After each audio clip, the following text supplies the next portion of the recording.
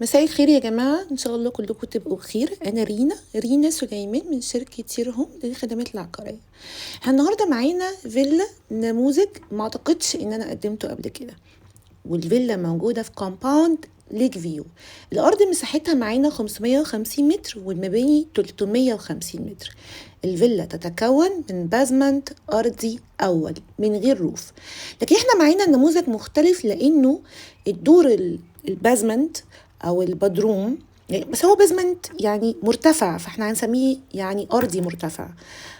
ده منفصل تماما عن الأرضي والأول، وكمان الجاردن يعني نفس مستوى الدور الأرضي. حاجة كويسة جدا. في ناس كتير ما دخلوش ليك فيو قبل كده، فأنا حبيت إن أنا أعرض فيلا هناك. الفيلا دي موجودة متاحة للإيجار معانا، مساحتها كويسة جدا. عندي في الدور الأرضي حمام ضيوف ومطبخ وريسبشن، وطبعا زي ما قلنا الانترنس على الجاردن مباشرة، لان احيانا بيكون في بازمنت ووك اوت، لكن ده مش كده، ده لوحده منفصل. ومعانا كمان اسانسير، ودي حاجة كويسة جدا يعني اللي محتاجه. المطبخ زي ما احنا شايفين في كل الاستخدامات اللي اي عائلة بتحتاجها.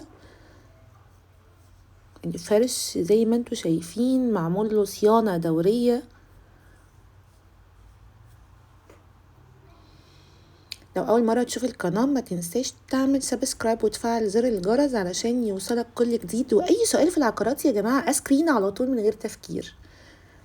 ده حمام الضيوف معانا، لكن هو في ميزة مهمة جدا مش موجودة في فيلل كتير، ان الحمام ده يا جماعة فيه شاور، ومش دايما حمام الضيوف بيكون فيه شاور، غالبا بيكون تويلت وحوض بس. بصوا ريسبشن يعني مساحة كويسة قوي، واخد يعني 4 قطع مستريحين جدا يعني. طبعا الفيلا كاملة من كل المفروشات زي ما احنا شايفين، سواء أجهزة أو مفروشات. احنا كده بنخرج على الجاردن، بيكون فيه قاعدة لطيفة جدا.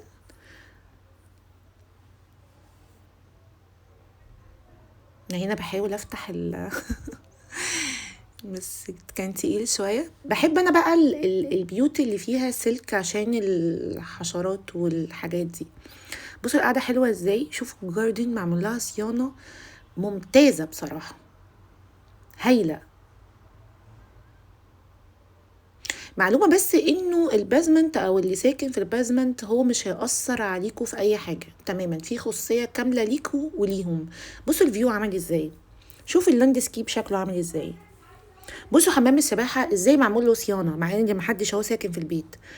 دي تفاصيل مهمة جدا لأي مستأجر، لأن احنا مش عايزين المستأجر يدخل يأجر بيت ويفضل يصلح فيه ويعمل فيه حاجات، مش عايزين نكلفه. احنا محتاجين المستأجر يكون مستريح في بيته، بيدفع قيمة إيجارية وبياخد قدامها خدمة. برجولة دي خطيرة طبعا، والقعدة مساحتها كويسة جدا. انا غالبا بحب دايما اجيب البيوت من جميع الاتجاهات، ليه؟ علشان المساحه تكون واضحه سواء من مدخل الفيلا او من مدخل الجاردن. طبعا مش هطلع في الاسانسير يعني، مش محتاجينه قوي الحمد لله، لكن هو موجود عشان لو احنا معانا حد كبير في السن، معانا اطفال. بصوا انا جايبه ارضيات السلم عشان تشوفوا قد ايه البيت يعني الاونر مهتم بيه بشكل مش طبيعي. طبعا اول ما بطلع الليفينج روم معايا موجود. بموت في البيوت اللي فيها شمس، يعني انا بحب جدا كده. عندي طبعا كيتشنات زي ما احنا شايفين اللي هو لونه احمر ده، بحيث ان احنا لو لينا بعض الاستخدامات ما نفضلش بقى ايه نازلين طالعين، مع ان كله متوفر في اسانسير، لكن احنا غالبا بنحاول نريح الكلاينت على قد ما بنقدر، او نقدم له رفاهيه اللي هو محتاجها لما بيسكن في البيت ده. دي اول غرفه معانا. عايزين نجيب الاطلاله عشان نشوف المسافة ما بيني وما بين الجار عاملة ازاي، دي مهمة جدا عشان الازعاج والخصوصية، اكون براحتي في بيتي. لو اول مرة تشوف القناة ما تنساش تعمل سبسكرايب وتفعل زر الجرس علشان يوصلك كل جديد. واسكرينا يا جماعة، اسكرينا انا تجمع ممتازة بصراحة تجمع ساحل سخنة هايلة طيب دي الغرفة التانية معانا، اعتقد مساحتها خطيرة. يعني ان احنا يكون عندنا كرسي كمان مع الدولاب والتسريحة والحاجات دي ممتازة. دلوقتي الغرف بقت صغيرة جدا، بقت يعني بتاخد سرير واتنين كومو ودريسنج بالعافية. برضو انا كنت حابة جدا اوضح ان هنا في سلك علشان الحشرات، مهما الكومباوند رش بس بيبقى في حاجات كده رفيعة بتدخل البيوت بتضايق الناس اللي قاعدة فيها جدا، واحنا مش عايزين حد يتضايق الصراحة. طيب ده هيكون معانا الحمام اللي بيسرفز على الغرفتين او الثلاث غرف والليفينج روم. في شاور طبعا، احنا معانا تحت شاور وفوق شاور. انا بحب اجيب يعني طريقة التخزين الموجودة في الحمامات دي مهمة جدا. عجبني بقى الباسكت بتاع الهدوم ده فقلت اجيبه صراحة يعني.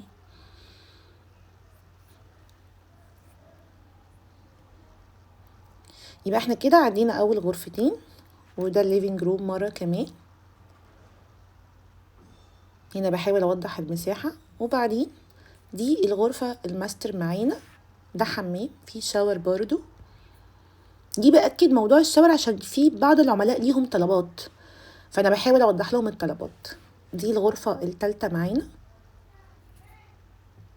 طبعا الفيو بتاعها هيكون على حمام السباحة، وهيكون على اللاندسكيب اللي احنا شفناه من الجاردن.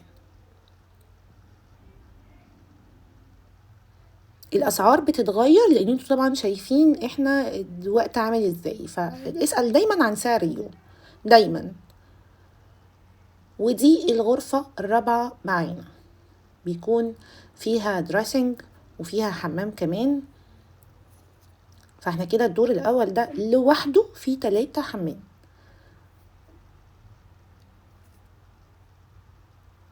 انا بفتح دايما الدواليب علشان انا بحب اشوف هل من جوه الارفف تمام، المواسير اللي جوه اللي بنحط عليها شماعات دي كويسه، يعني عشان لما نيجي نقدم فيلا لمستاجر نكون احنا مطمنين عليه ان احنا فعلا عملنا له خدمه زي ما هو محتاج، عملنا له سيرفيس،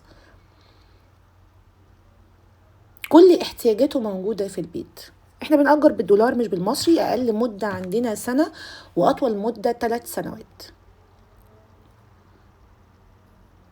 ده شكل الغرفة الرابعة.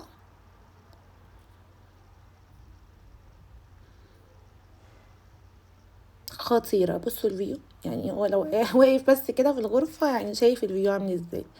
انا مبسوطة جدا بالفيلا دي، ودايما بحاول اقدم لكم فيلا او بيوت جديدة، وبحب اعرف المتابعين عندي النماذج شكلها عامل ازاي، يبقوا عارفين الكومباوند ده فيه اكتر من نموذج. ده طب النموذج ده عامل ازاي، شكله عامل ازاي داخليا، فده بيفيد المتابع جدا. لو عجبك الفيديو اعمل لايك. كنت حابة اوريكم برضو شكل الستاير بصراحة.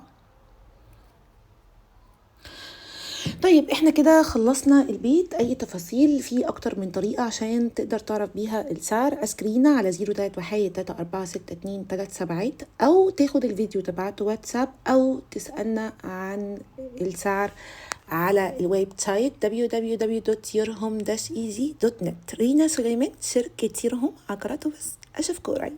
باي باي.